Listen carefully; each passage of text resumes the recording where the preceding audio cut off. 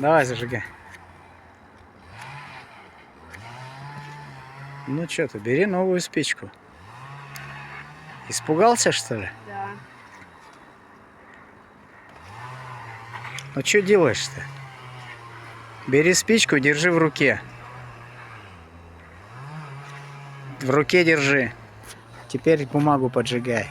Поджигай нормально, не боись. Ну-ка снова. Снова.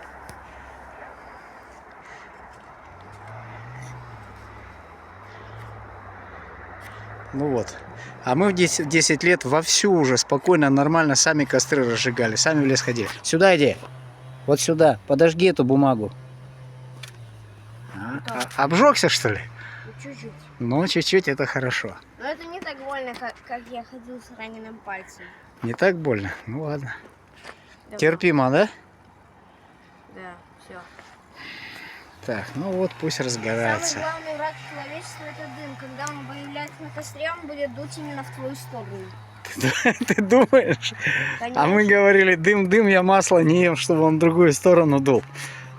Ну что, заготавливай дрова теперь, дальше будет сейчас, чтобы он больше горел. Ладно, все, начало есть, молодец.